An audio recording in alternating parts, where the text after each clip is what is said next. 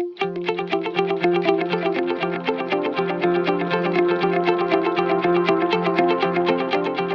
welcome to London Conversations, and I'm delighted that our guest for this conversation is Caroline Rush, who is the Chief Executive of the British Fashion Council.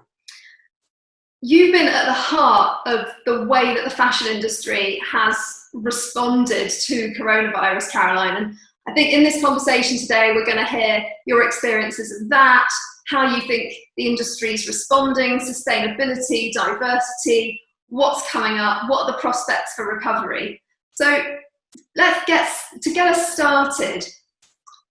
When lockdown first happened, you took a pretty bold move at a time when fashion businesses around the world were desperately trying to reorient their businesses, massive drop in sales and footfall. You and your counterpart in the US issued a statement calling on the industry to slow down. That was pretty punchy. Yeah. Tell us a bit about what you said and why, and what the response was. Well, I think that maybe it does sound punchy to the outside world, but you can imagine the beginning of lockdown is we were talking to our designers, to our retailers, to the media, and really trying to get a grasp of how we were going to tackle this, not having any clue how long it was going to last. It's the first time we've ever faced this, really, our generation, anything like this. And the big challenge came through this idea that the fashion industry has constantly been chasing sort of the next new product, the next new drop. And the conversation has been going for some time. It's been a live conversation around actually how the industry addresses the challenge of the hamster wheel that it found itself on. And the core, of course, particularly for the designer fashion businesses that we work with at the British Fashion Council, is the creativity. And it's why so many of our brilliant British designers go into business in the first place, because they just love to design really beautiful products. And it was putting that back at the core of it, is slowing down, is really thinking about the product that's being created and how much product's being created, when it's being delivered, how it's been delivered. And so it was sort of a call for this one moment in time when our industry has an opportunity to reset for the future and really think about the kind of industry we want to be for the longer term. This is really, really the only opportunity to do it. There have been so many reasons why it couldn't happen in the past. And I think what the COVID pandemic has created is a platform to change, is that we, glass half full, try and look on the positive side of something that has had such a dire impact on lives, on businesses, on economies. But if we're going to take anything positive from this, let's do it in the right way and set our businesses and our industry up for success for the future. And you really have used the opportunity. So in June, you ran the first ever virtual and gender neutral fashion week. Do you think that could have happened without coronavirus? Well, I think it's the idea of bringing men's, women's together, gender neutral collections in one space, it certainly would have happened. Digital only, I don't think so. Is that although we've been live streaming shows since 2009, of course the advent of social media and everyone having a phone and being sort of broadcasting shows themselves from the front row, a fashion week has been happening for quite a few years, but really challenging the industry to address how it's going to communicate to a global audience from a position of just not being able to travel, in some cases not even being able to produce a collection, was a really interesting challenge. But we felt that it was really important to do it because there would have just been sort of a void in terms of communication, particularly in the UK. In London, we're known for incredibly young creative businesses. Of course, we've got big brands like Burberry and Mulberry and Anya Hindmarch, but we have a core of SMEs who are highly creative, and they need platforms like London Fashion Week to really focus in on what they're doing and to tell their stories. And we also thought it was such a unique moment in time to be able to capture the stories and really tell from the designers, from the media, from the creative perspective, is how they're addressing moving our industry forward at a time of extreme challenge. I'm glad you touched on the SMEs, because you're absolutely right. It's one of the things that makes London really unique, isn't it? It's this combination of those big brands with this really vibrant group of younger emerging designers, but also lots of SMEs, startups, scale-ups around fashion and fashion technology, e-commerce, retail.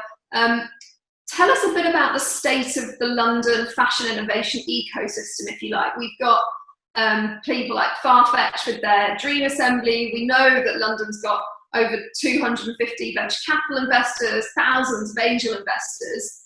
How's it looking to you at the moment if you were running some kind of fashtech startup, or what do you see as the prospects for innovation in fashion in London? Well, I think London's quite unique as a capital because, as you said, we have this sort of group of highly creative businesses who are also very entrepreneurial. And around that has created this whole ecosystem. We have Tech City, we have incredible sort of, sort of creative industries, but also other sectors that sit around the fashion industry that push us to be our most creative, but also to be our most entrepreneurial. And as you said, is that, you know, Net-a-Porter started in London back in 2000, way back, quickly followed, of course, by Matches moving online with their global footprint, Farfetch starting here. There's great innovation coming from our colleges. Is that I think everyone thinks of London and creativity that comes through the colleges, but there's fantastic innovation that happens here as well. We're seeing great things around material innovation, around supply chain innovation. And actually, I think it's an incredible opportunity, and it's one of the things that we're looking at the British Fashion Council, is that how we bring that ecosystem together and really nurture it and hotbed it to shore up London's global competitive position in terms of fashion, is that it shouldn't just be about creativity. It should be around this idea of innovation as well. And I think is that London as a capital is that lives and breathes that. It's a city that changes constantly, and we have this incredible backdrop of, you know, beautiful historic buildings, but fantastic modern architecture. And it's very much in the same as the business perspective as well. Well, I couldn't have put it better myself. And what we're seeing is that a lot of the innovation in fashion in London at the moment is around sustainability. So you touched on supply chain, materials, but also the way that consumers consume fashion. Yeah. Tell us a bit about that. What are some of the innovations that you're seeing that you're most excited about that address sustainability and waste in fashion? Well, we're seeing lots of startup businesses. So the rental economy in fashion, for instance, is one of the things that's thriving, and we have fantastic businesses here. Quite a few businesses that are looking at peer-to-peer rental, looking at what would have been traditional retail businesses moving into rental. Is that I read yesterday that Selfridges have a rental area within there. Is that, you know, a brilliant established retailer that is known for its innovation. I think it's a fantastic idea. But also is that we're seeing, you know, material innovation. There's pineapple leathers being started here, supply chain innovation, but also innovation around the way that we communicate. And I think is certainly one of the things that's key on our agenda is to look at a project that really wraps it on around that ecosystem. And when we look at waste in the industry, this is such a unique time when so much product had been sat in stores of locked stores that didn't necessarily have the e-commerce footprint, or there weren't the events that were driving the retailer particular product sectors. And so we're left in this very unique period where we always have had waste within the industry. It's always been a challenge, but there is more than ever. And I think it really focuses the mind in terms of how we address that. And I think within the UK is how we very much look at that supply chain. We look at the way we design, we look at the innovations coming through there, but also is that how we work with the waste sector and local government to make sure that there's an opportunity to upcycle, recycle will be just as important as well. And I do truly believe that within the UK, and particularly in London, we can lead in that space. And it's one of the things that we're going to be pushing for over the next few months to move forward. That's really, really good to hear. And I'm sure everyone watching this would be really heartened to hear the serious innovation and steps the industry is taking on sustainability and waste. I guess to ask the elephant in the room question, the global economy is going to be in recession. It's a very difficult time for fashion, for all retailers. Yeah. Will that commitment to sustainability survive, or will these kinds of models, which essentially are about higher costs and encouraging people to buy less new, will that really survive? Well, it has to. Is that although we're addressing the COVID-19 pandemic, is that climate change is arguably a much bigger issue.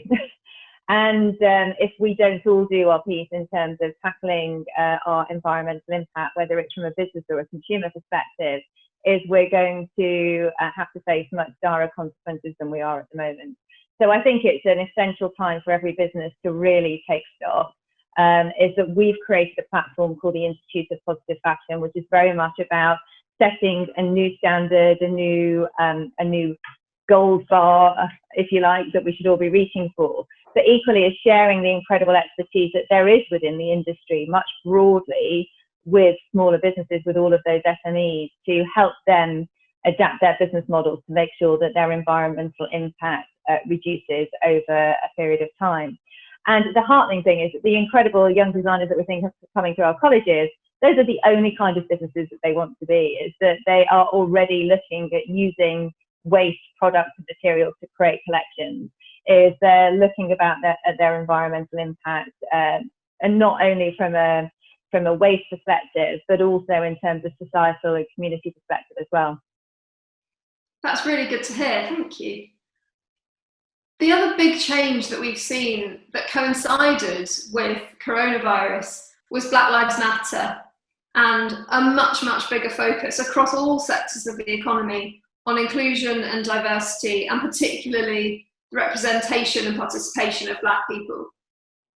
We had a breakthrough moment recently when British Vogue for the first time featured the work of a Black photographer on the cover, Miss Anne Harriman's work. Tell us a bit about how you see diversity in fashion in London in particular, and what you think is going to happen next. Well, we talk very proudly about London being the most diverse capital. And for those of us that live here, is that we enjoy being in a multicultural society, is that it's something that when other individuals come from other cities, is that they can't quite grasp is that how multicultural and dynamic our city is. And that so many communities have lived and worked together for so long, is that in many other cities it feels much more sort of almost segregated and ghettoized in terms of communities in different spaces. In London it's very much not like that. And one of the things that we of course have been championing over many years is diversity on the catwalk, the images that come out of Fashion Week, is that we're seeing a fantastic group of young designers from all different races, that of course from the Black community as well, coming through. But what Black Lives Matter has made us do is, hold a mirror up and reflect, is that diversity within all of our organisations? Is it at head office? Are there role models within all of our organisations that mean that there's an opportunity for bringing people through and bringing them up? And do we have allyship programs that really work? And I think is that the answer to that has been no, but is that if we act quickly, is that we can make that happen and make it happen now. And for many of us, it's a cause of embarrassment that we've not done it before. It's not something that we haven't talked about, but it is something that we should have addressed long ago. And I think for that, you have to hold your hands up and say, we will do better, but make sure that you do and follow through. So from our perspective is that we're looking at board appointments, which will happen very quickly. We have a diversity and inclusion steering committee, which will be up and running within the next few weeks. And through that, we'll see programs that look at best business practice around diversity and inclusion, look at allyship, education, mentorship programs, networks and communication. And I hope through that we really address the challenges that have been raised through the Black Lives Matter movement. It's really interesting to hear all of the commitments you've made, and as you rightly say, it feels like this is a time where a lot of organisations are making a lot of commitments, and over the next few months we'll see to what extent those turn into reality. And I think we will, and I think it is right that we are really held accountable for following through on our actions. I think you're absolutely right. I think is that we have to be held accountable, and it, is that when you live in a city like London, it's ridiculous that your workforce isn't representative of the communities that make up our fantastic capital. Final thought from you. We have a hybrid London Fashion Week coming up in September, so part physical, part virtual. We're very excited about it. Give us your top tips. What are you most looking forward to? Is there a particular designer or collection you're really excited to see, or a new piece of tech that you think is going to show? Tell us, what should we be looking out for? Get us excited about September. Well, first of all, everybody should go to londonfashionweek.co.uk, which is a platform where you can see everything that's going on, whether it's digital or physical. It's where you will find out all the information. We've got over 100 different businesses that are showing in a digital way, either through films, through in conversation, through selling their collections to international audiences, through some brilliant technology platforms like Jaw. But I have to say, I'm very excited to get back out there and to see physical collections. As excited as I was about our brilliant retailers opening again and being able to go in through their doors, I am just as excited about being able to see the collections. They will be much smaller. Is that the restrictions that are in place, of course, won't allow us to have fashion shows as we have had in the past. They will come back. I do not think this is the end of fashion shows and Fashion Week. There is a certain magic that happens when you have a fashion show and a collective of international audiences that know the industry inside out and out and have that collective response to a really beautiful collection. However, we are going to see small events. We're going to see events outside. We're going to make great use of our fantastic city. And so in a way, is that London Fashion Week is always a great showcase of London because you get these fabulous backdrops. Even more so in September, I think that we will have that.